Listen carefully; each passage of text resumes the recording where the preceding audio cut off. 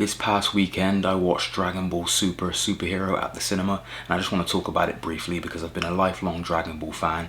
Like with many of us, ever since I was a kid I became infatuated with it when I saw it on Toonami, and it's been one of those franchises that has stuck with me throughout life, and I've loved Dragon Ball. And even with the resurgence that's occurred since 2013 with Battle of the Gods, it's been really nice to see this franchise kind of consistently drop new content over time, and this film is the latest one. Now, this film doesn't actually focus on Goku and Vegeta. That was a surprise to me because I didn't actually see any of them marketing really for this film. I saw the very first teaser they dropped to announce it, and I'm pretty sure Goku was in that teaser, and that was only like 20 seconds long.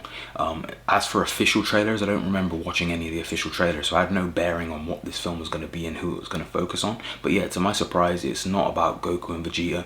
Of course, Dragon Ball Super Broly came out 3 years ago. That focused quite heavily on Goku, Vegeta and Broly, and knowing that this was like a partial sequel to that, you would assume that it was going to focus on them again. But Goku and Vegeta are basically reduced to a cameo in this film, like one scene, and I'm okay with that because this film actually focuses on Piccolo and Gohan. It's their story, and they are two fan favorite characters that I believe have been underserviced in recent years, so it's nice that this film has given them the opportunity to really get center stage and center focus, and I think that serves the film well, and it also keeps it feeling a bit fresh compared to, say, something like Dragon Ball Super Broly. Like I said, I didn't really know anything about this film prior to going in, so I'm going to keep it brief because I don't want to spoil anything, but the main story of this film centers around the resurgence of the Red Ribbon Army, and essentially Gohan and Piccolo get caught up in that, and it's kind of up to them to try and save the world. Something that struck me from the very beginning of this film is that it kind of had this energy to it where it really did feel like a blend of Dragon Ball and Dragon Ball Z, and I think they nailed the humor in this film. This film's actually pretty funny, and I enjoyed it for that. The humor worked in most places for me. Now, if you're new to Dragon Ball or you're not that well versed in this franchise, surprisingly I feel like you could watch this film and kind of get a bearing on what's going on a little bit, because this film, more than some of the ones I can remember, especially recent ones, actually does do a decent job of recapping previous events from different sagas, shows, etc. and films that are relevant to the story at hand here. So, because what they could have done is they could have just played with the story that they were going with in this film and presented it without any type of context, and it would strictly have been for those who know the stories from what they have seen prior, and any newcomers would be lost completely. And some newcomers still might be kind of lost and have a few questions here and there, but I think they did actually make a conscious effort to try and explain certain past events and how they then lead into the character motivations you'll see in this film on the hero and villain side, and I thought that was a decent effort for them to make, and I think they pulled that off to a relatively good degree. As I said before, Piccolo and Gohan are some of the central players in this film. You can add Pan into the mix as well, who is Gohan's daughter.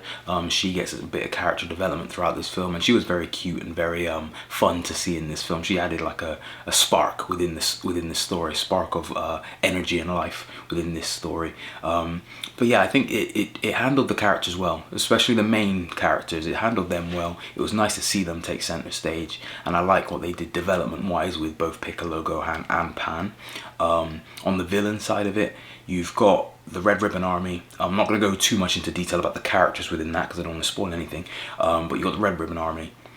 They've essentially started making new androids, so you've got Gamma 1 and Gamma 2, who are new androids that they've created, the quote-unquote superheroes. Sometimes with these android characters they can be very generic, but I felt with Gamma 1 and Gamma 2 they injected a lot of personality into each of them, which made them feel very different from each other, and then when it came to the battle sequences, you felt that personality through their fighting styles as well, which I thought worked really well.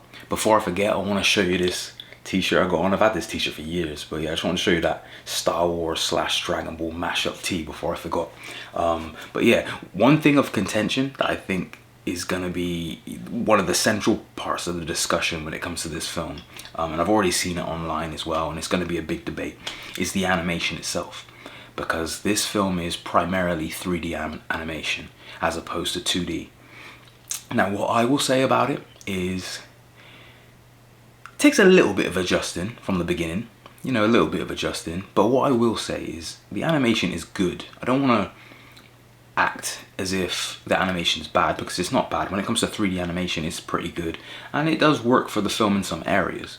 But what I will say is I don't want to sound like a purist, but when it comes to Dragon Ball, I still prefer 2D animation. And I think they had a better balance of it in Dragon Ball Super Broly, because that had 3D animation, but it was only used within certain sequences to kind of enhance the action in certain areas and things like that, whereas most of it was still 2D. That's what I prefer, whereas this film is just quite heavy on the 3D with all of it. And it kind of looks like, it looks closer to the cutscenes you'd see in a Dragon Ball video game, which once again, like I said, usually look pretty good, as opposed to what it would look like with the original manga, the original anime, and so on. One thing the 3D animation does allow them to do is to create more dynamic shots when there's action. So that is one benefit of it, but I would still sacrifice that a little bit to draw it back in order to just have more of the 2D animation, because that's just what I prefer. But what I will say is I think a lot of people will be more accepting of this 3D animation than I think they would expect to be. I was as well. You know, I was a bit trepidatious when watching the film and when going in to watch it, not knowing how this 3D animation was really going to look. But it's not bad at all, like I said. And even though I say my preference is 2D, what they did with the animation here is not bad by any means. I just prefer 2D. I would say overall I enjoyed this film a lot. I did. I had fun with it. It was pretty funny. I liked seeing certain characters take the spotlight. I thought the action was pretty decent for the most part, and the story was interesting enough as well. But what I would also say is, coming off the back of Dragon Ball Super Broly, which in my opinion was an incredibly epic film, this just feels lacking in some areas, and it's kind of hard to put my finger on where at times, because like I said, I did enjoy so much of it, and I enjoyed the experience, and I probably will go back and watch it a second time. I do want to see it again, but I think Dragon Ball Super Broly, and I don't want to really be comparing too much, but that was such a step up in terms of character development, storytelling, and action for these Dragon Ball movies, especially the recent ones, that it was always going to be hard to kind of maintain that level or even surpass that level of storytelling the way which they've done it in that film. And this film falls short, and it doesn't really come close to the heights of what Broly was, or what that film was. But at the same time, this film isn't even attempting to be the same as that, and I can kind of respect it more for that. This is definitely something different, and they're trying to make it different, and in a way that's kind of a good thing, because it gives you a bit of variation, especially with the characters, the tone, and just the overall story. But it's much more simplified, if you will, compared to the other one, the previous film, and I don't think the character development is as strong. And I think a lot more story was devoted to the character development in Broly. You kind of get an hour of storytelling and character work in Broly, and then 40 minutes of action. Whereas with this film, there's action kind of peppered throughout it, but I don't think you get as strong as a focus on the character development. But that's not to say that it's not there. It's just not to the level that I would have liked it to be, basically. There's also things that happen in the third act of this film that it became very predictable, what was going to happen with certain characters. And then there was another big character that was introduced in that final act, which was cool to see, and the build up to it was very cool, but it felt a bit unfulfilling as like a final act kind of, you know, battle, just because it was a bit of a mindless foe for them to fight. I'll leave it at that. It was a mindless foe for them to fight, and while some of the action was cool, because there wasn't any real character within that foe, it just felt like, especially once again, not to compare, but compared to Broly, where you actually had the build up of his character and the great development that they added to that character this time around, that made the final fight in that movie very compelling. Whereas with this one, they've kind of reverted back to just having a thing for them to fight that's not really that conscious, so it's not as engaging as a battle. I'm trying my hardest not to spoil anything, but that, like I said, if you're a fan, I think there's still a lot to enjoy. So I would still recommend a fan go and watch it, because I think there's plenty that you will enjoy, and you might end up liking it more than I did as well. But I just felt like, for as good as it was and for as enjoyable of a film and an experience that I found it, I still found it bizarrely unfulfilling at some time. I almost got to the end of this video without mentioning the transformations.